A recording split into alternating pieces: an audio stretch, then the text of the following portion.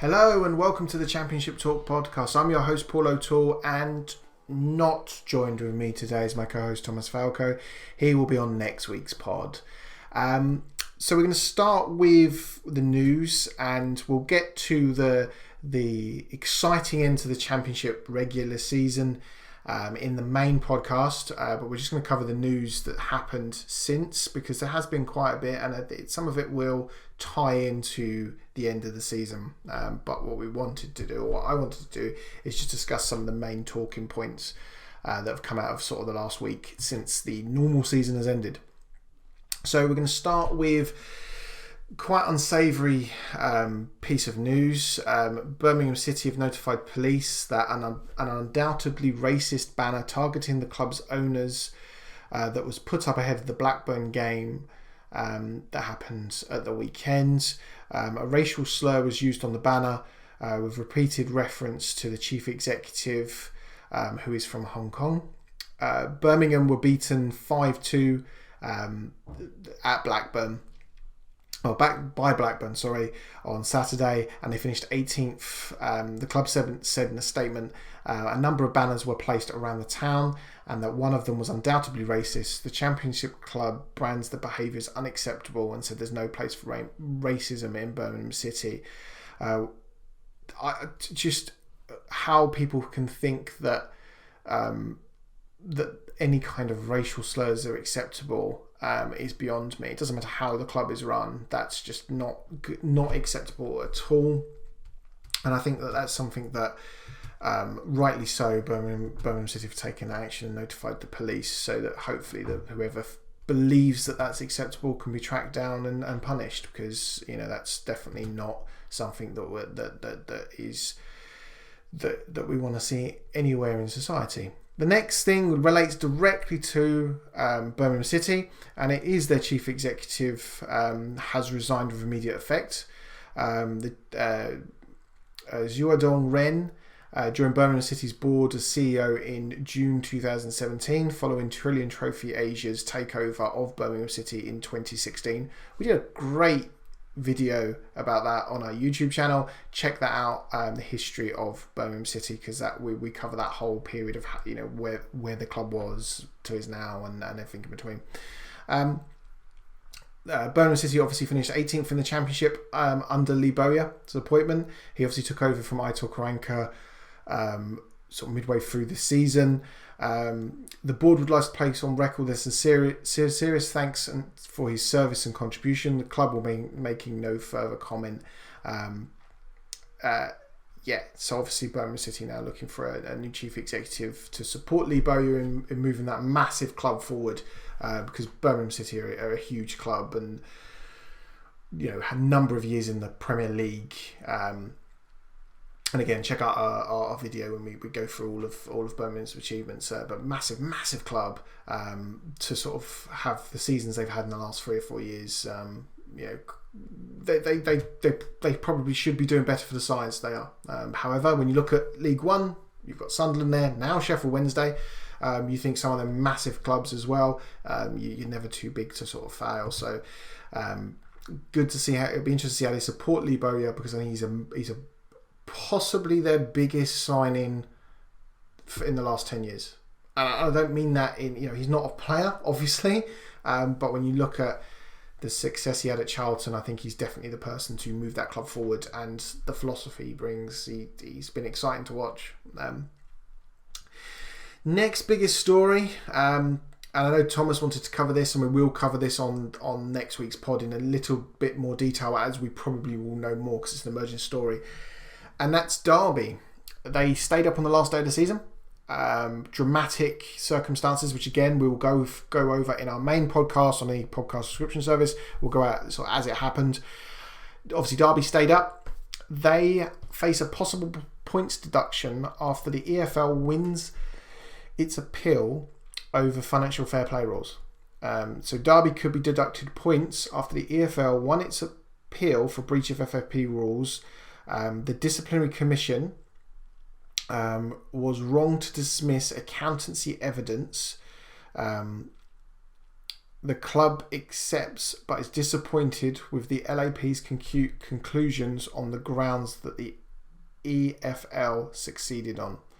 So a little bit legally, a little bit wordy. Derby, the EFL are pushing for any sanctions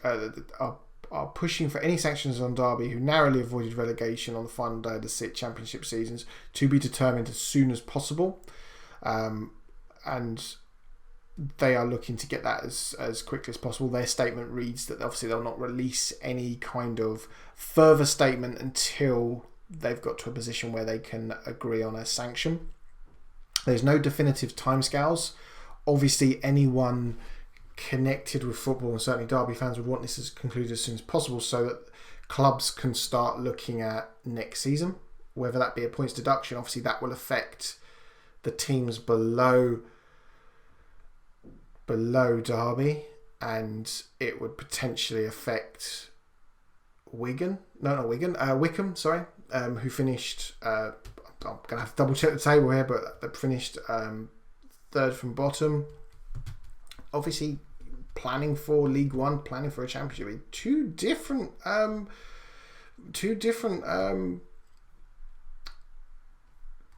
challenges. One, if you're moving into League One, you're probably looking at selling some of your bigger assets. If you're staying in Championship, you're looking to build towards a more a season where you've got more funds to play with.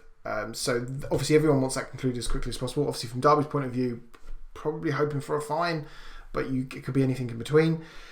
Derby will now have the opportunity to make submissions on the appropriate sanction arising from those breaches. So Derby will go to the table and say what they feel that, having had their appeal overturned and now been overturned again, they will now see that they will now have to come to some mutual agreement around sanctions, almost like an arbitration. The EFL said, despite media speculation, there's no determination on the sanction, although the league will press for a resolution as soon as possible, provided an update in an appropriate time. So everything leads us to believe that it'll be done as soon as possible. And I think that I don't like points deduction. I don't, Derby stayed up. They celebrated like they stayed up, and any points deduction should come in next season. I think that there's a case to be argued for that the points deduction should come in this season. Derby should go into next season knowing the uphill battle, rather than what happened to Wigan last year, which was their points deduction happened. They were in a position where they couldn't really do anything about it. It derailed their entire season and got relegated. Sheffield Wednesday went into this season knowing exactly what their uphill battle was. On appeal, their points deduction was reduced, but they still knew at the start of the season that they were starting with a points deduction. I think that should happen if that is the sanction that goes their way. Transfer embargoes, etc., and everything in between. Obviously, everyone's getting excited about points deduction because it is the biggest sanction, and obviously potentially could have an impact on how this season's outcome has been played out. I would imagine Derby are going to fight they would accept a points deduction next season if it meant they stay in the Championship. And I think that probably is what the EFL are going to decide on. Obviously, that's purely speculation on my part, but if you're going to go into that there is a chance that it might be a points deduction, Derby is certainly going to want that next season. And I think the EFL, to draw a line under it, they get the sanction they want. It doesn't impact the outcome of a season, and we move into another season with another team on minus points, which again doesn't look good for the league, but at least it doesn't impact the way the league finished. I'd love to see Wycombe Wanderers stay up, but I certainly think that they would probably have wanted to stay up on their own merit rather than a points deduction. Certainly there was some criticism at Barnsley last season. Next thing, the last bit of the news, Frankie McAvoy has been named new head coach of Preston. Obviously, he's been the interim head coach since the departure of Alex Neil. He's won 5 of his 8 games towards the end of the campaign. Preston have looked good since Alex Neil's departure, certainly better. I think it's right that they've given him the opportunity. Preston are a well-run club financially, and they do tend to make decisions that make sense. It certainly makes sense if you've got an interim manager that's doing well. Give him a chance. Certainly, it's the cheaper option.